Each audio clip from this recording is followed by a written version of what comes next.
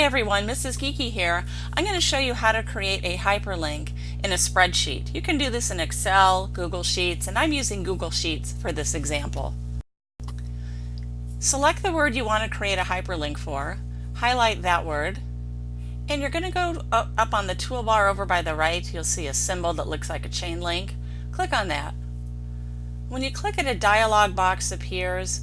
The word text is there and it shows the word that you highlighted that you'll be hyperlinking. Then you'll see that word link, and right there to the right of link, type in the web address of where you would like the link to go. Click apply. Let's test our link.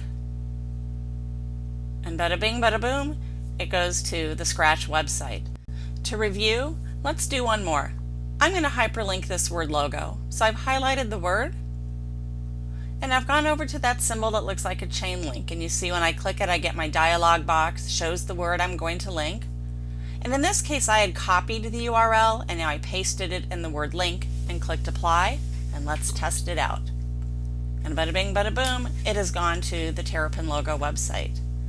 I hope you found this helpful. I'll see you next time.